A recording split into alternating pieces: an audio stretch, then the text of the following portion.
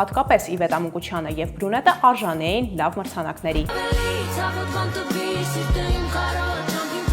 Ինչպես թե անտեսվեց Թաթուլը, ով հեշտությամբ լցրեց մի ամբողջ համալիր։ Ստացվեց այնպես, որ մենք բաժանվեցինք։ Իր նոր ընկերուհին նաև հղի է։ Բաժանվեց նաև նորաստեղծույթ Վլադ Խարատյանն ու Դիաննան։ Մինչև երկրորդ կողմը վայելում է իր կյանքը եւ էսթետիկ վիդեոներ նկարում։ Full Learning-ը առաջինն ու միակն է Հայաստանի շուկայում, որն առաջարկում է աշխատանք բոլոր ուսանողներին։ Մեր դասընթացների ընթացքում նվեր հզոր համակարգիչ, ChatGPT 1 տարվա բաժանորդագրություն, պարտադիր եւ անվճար պրակտիկա, երաշխավորված աշխատանք, ուսանողներին զեղչ ըստ մոգերի, ճկուն ժամանակացույց, որը թույլ է տալիս ընտրել դասերի հարմար ժամ, օֆլայն կամ օնլայն սովորելու տարբերակ, դասախոսի այց ուսանողի տուն, անվճար շուրջօրյա խորհրդատվություն։ Զանգահարեք կամ այցելեք Գայի 1։ Full Learning ծրագրավորման դասընթացների նշաձողը Հայաստանում։ Ողջույն սիրելիներս։ Ձեզ շարունակում է հետապնդել Աստղային լուրեր հաղորդաշարը մեր նոր լուսավոր տաղավարում։ Եվ այսօրվա լուրերը խոստանում են լինել հետաքրքրաշարժ եւ բովանդակալից։ Եթե չեք դիտել Խազեր մրցանակաբաշխությունը, բայց ուզում եք լինել տեղեկացված, Եթե չգիտեք, թե որն է Միշա Գալուստյանի 17 տարվա երջանիկ ամուսնությունից հետո բաժանության պատճառը, եւ եթե պարզապես հետաքրքրված եք Աստղային լուրերով, առանց ավելորդ ցեխաջրերի այս հաղորդումը հակիրճ կմատուցեմ ձեզ ես, Մանանը եւ իմ գործընկերուհի Քրիստինան։ դե ինչ, զինվեք համբերությամբ, քննարկումը կսկսենք Խազեր առաջին մրցանակաբաշխությունից։ Խազեր, ախր ո՞րն է դա։ Միջնադարյան նոտագրություն է, որը ուսումնասիրել է Կոմիտասը։ Ահա թե ինչպես։ Այո։ Հաղթողներին ընտրում էին 300-ից ավելի անդամ քվեարկության ձևաչափով։ Լավագույն երգիչ անվանակարգում հաղթեց Էրիկ Կարապետյանը, լավագույն երգչուհին է Սոնա Ռուբենյանը։ Լավագույն երկու տեսահոլովակ ուներ Արամ Էմպետրին, լավագույն հեղինակ կատարող դարձավ Yellow Heart-ը եւ այլն։ Եթե հաշվի առնենք, որ տվյալ մրցանակաբաշխությունը Հայաստանում իրականացվել էր առաջին անգամ, այն կորակավորենք որպես գեղեցիկ, շքեղ եւ բարձր մակարդակով մրցանակաբաշխություն, որը կառուցված էր կրեմիի ձևաչափով։ Իսկ որտեղ գովերգներ, դրանից էլ 5 պակաս կարող ես լսել դժգոհություններ եւ անհամաձայնություններ։ Շատերը կարծում են, որ այս մրցանակաբաշխությունը արդար չէր, հատկապես Իվետ Ամուկուչյանը եւ Բրունետը արժանի էին լավ մրցանակների։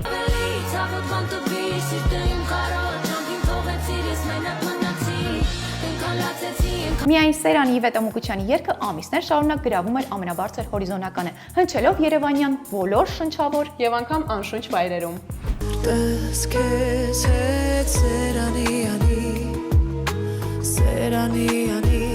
Ինչպես թե չներկայացավ Սարոն, ինչպես թե անտեսվեց Թաթուլը, ով հեշտությամբ լցրեց մի ամբողջ համալիր։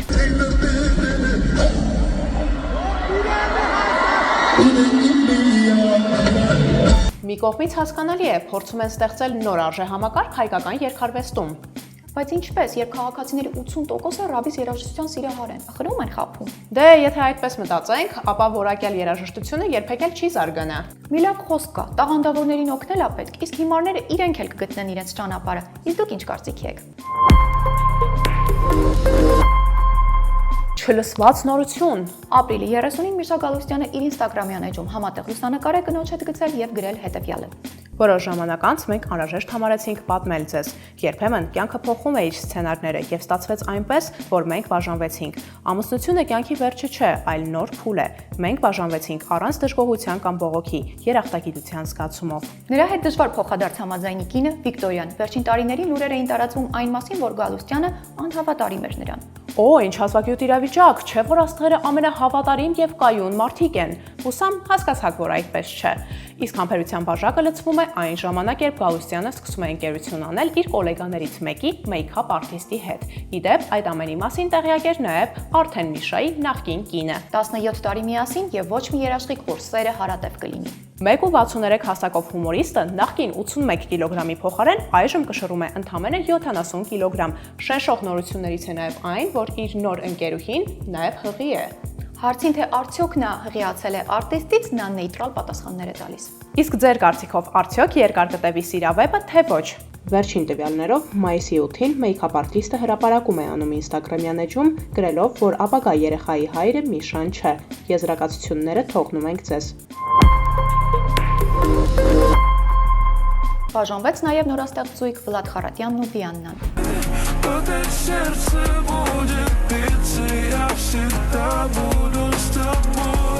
Նշենք, որ աղջիկը ռուս էր եւ իր ազգության պատճառով շատ հաճախ քննադատությունների էր արժանում։ Չէին սպասում հաղորդման շրջանակներում, երբ զույգը դեռ բաժանված չէր, կարծիքը Դիաննայի մասին մի փոքր փոխվեց եւ մարդիկ հավանեցին աղջկան իր համեստության համար։ Այնուամենայնիվ, կյանքի ճանապարհին հաղորդման շրջանակներում Վլադը խոստովանեց, որ խոսակցությունները իրենց բաժանության մասին ճշմարիտ են։ Գտնում ես հավատարիմ մարդկանց, միշտ չի որ այդ մարդիկ ում դու մտածում ես նրանք պետք է լինեն քո կողքին։ Պամ։ Այս նորությանը գումարվում է ինֆորմացիան, որ մասնագիտության բլոգեր Դիաննան գտել է մեկ այլ կողակից, որի հետ ճանապարհորդում է երկրեերկիր։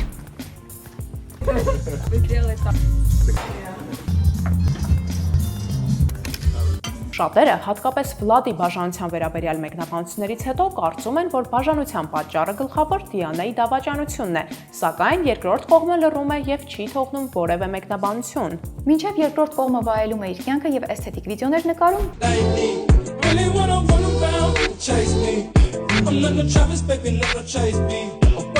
գրեք, թե ինչ է ուզում ձեր ինտուիցիան։ Իջլավ տաղավարը գեղեցիկ ծննդյան ֆոտոշութեր կարելի է այստեղ անցկացնել։ Ու ոչ միայն ծննդյան ֆոտոշութեր, քանի որ Solens ֆոտոստուդիան ունի նաև այլ գեղեցիկ հատվածներ ու տեղաշարժվող դեկորացիաներ։ Կա հնարավորություն ստանալու տարբերվող ու ել ավելի հետաքրքիր տաղավար։ Solens ֆոտոստուդիո, ճաշակով եւ գեղեցիկ միջավայր։ Վերջին շրջանում ամենաքննարկվող եւ իրարամերժ կերպարներից է Լյուսի Հայրապետյանը, ում անձնական կյանքը ավելի փոփոխական է, քան մայիս ամսվա եղանակը։ 1 ժամ 46 րոպե տևողությամբ Ամալիայի հետ հարցազրույցում մենք լսում ենք Լյուսիի բուրըն եւ փոփոխական հարաբերությունների ու չստացված կողակիցների մասին։ Ուզում եք քանակ հաշվել, անիմաստ է, ուղեղը կջարդեք։ 6 տարի շարունակ լուրջ հարաբերություններից հետո տեսնում եւ սիրահարվում է Սոսին, որից հետո շարունակում է հարաբերությունները Սոս Ջանիբեկյանի հետ։ Հարաբերությունները չեն կայանում եւ երկրորդ անգամ է վերադառնում նախկին հարաբերություններ, որից հետո կրկին բաժանվում է եւ իմանում, որ տղան ունի նոր սիրած աղջիկ, որի հետ շուտով նաեւ ամուսնանում է։ Շարունակում է շփվել նույնիսկ նախկինի հետ այդ ժամանակ եւ ասում, որ նրա կինը տեղ չունի ինձնից նեղանալու հաստատ, եթե ոչ ես։ Լուրջ, այսքանից հետո դու նեղանալու տեղ ունես։ ռուսերեն լավ խոսք կա, ոչ ինձ, ոչ մարդկանց։ Լսելով Լյուսիից, որ նա արդեն սովոր է լինել միայնակ եւ այլևս չի փոխարինում իր հարաբերությունները, Ամալիան տալիս է տրամաբանական հարց Երկար ժամանակահատվածը, որ կարող ես մենակ մնալ, որքանն է։ եւ ստանում անդրամաբանական պատասխան։ Կարող եմ մենակ ասել ամենաերկար ժամանակը, որ մնացել եմ մենակ, դա 1 ամիսն է։ Մի ամսից ավել մենակ չեմ մնում։ Դե թիթեռների համար 2-3 օրը մի կյանք է, չէ՞։ Իր համար էլ միգուցե մի ամիսն է հավերժություն։ Դե եթե հոգով թիթեռը, միգուցե։ Շոու բիզնեսը անհամ կլիներ, եթե չլիներ նոր սկանդալ կամ գոնե սկանդալի շարունակություն։ Հիշում եք, նախորդ հաղորդման շրջանակներում պատմեցինք, որ Լյով անունով մի բլոգեր սկսել էր քննադատել բլոգերներին։ Ինչը շատ տրամաբանական է։ Նա ասաց, որ բլոգերները արժանի չեն ավելի շատ վաստակել, քան բժիշկները կամ ուսուցիչները։ Այնուհետև բլոգեր Հայկը պատասխանեց, որ դա հիմնավորված է կրկին հակահարված ստանալով Լյովից, ով ցուցադրեց իր ինստագրամյան բարձր դիտումներն ու սրտիկները։ Առաջ ասում էին, ինչքան գիրք կարդաս, այդքան մարդ ես։ Հիմա ասում են, եթե լայք դիտում չունես, մարդ չես։ Հայկն անպատասխան չմնաց ու կոնֆլիկտը շարունակվեց ավելի բարձր հարթության վրա։ Շարունակությունը տեսնում ենք հարցազրույցային ֆորմատում։ Գտել է իր նիշան, շատ ուրախ եմ իր համար անում, բայց վերադառնալով պատմության իմ համար ամենամեծ անարդարությունն էր, որին ոլորտը մանիպուլացվում էր։ Bang։ Հայկը նշեց, որ իր էմոցիոնալ լինելու պատճառով նա կարող էր ասել բաներ, որոնք չպետք է ասեր։ Այդ մարդու անընդհատ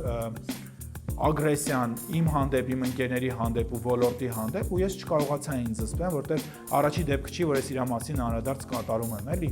Իսկ Լյովի հակահարվածը կարող եք դիտել հետևյալ տեսանյութում։ Ուշադրություն հիմա լավ իջնելու ենք ներքև, ցած, որտեղ հերթական հուսով եմ վերջին անգամ անդրադառնալու ենք իրան ու իր արդեն անառողջ ուշադրությանը դեպի ինձ, լսեք։ Ապարակից մի տեսանյութ, որտեղ ասում են, որ բլոգերների աշխատանքը Հայաստանում գերագնահատված է։ Մենք բոլորս գիտենք ինքը ինչքան փորձեր արել բլոգեր դառնալու։ Չի ստացվում իր մոտ։ Նախ ֆիքսենք, որ Հայաստանում բլոգերի աշխատանքը գերագնահատված է ու անցնենք առաջ։ Ինչ վերաբերում է բլոգեր փորձել դառնալ չստացվելուն, այնքան չի ստացվել, որ հաղորդմանը նստած իմ մասին եք խոսում։ Ու հենց այդ հատվածը հայտնվել է անոնսում։ Էդ էլ ենք դնում մի կողմ։ Եթե ես բլոգեր չեմ, որովհետև չեմ ստանում գովազդային առաջարկներ, ասեմ մանակ, որ ստանում եմ ուղղակի մեծ կոնտենտում, դա ակտուալ չի լինի։ Ոնց էլ մա ինչ-որ բան գովազդեմ։ Բացի դա, ավելի լավ է ես չունենամ գովազդ, քան դա անեմ օգտագործելով ցեղիս ու գերդասանիս ինչ-որ զվարճալի կոնտենտում։ Եթե ես բլոգեր բլոգեր չեմ, որովհետև ինձ չեն հրավիրում ինչ-որ տարբեր հաղորդումների, ասեմ, որ ըստ իս ոլորտի ամենաբարձր դեմքերը ինձ իրենց հաղորդումներին հրավիրել են, ինչի համար ես շատ շնորհակալ եմ։ Ու ամենակարևորը,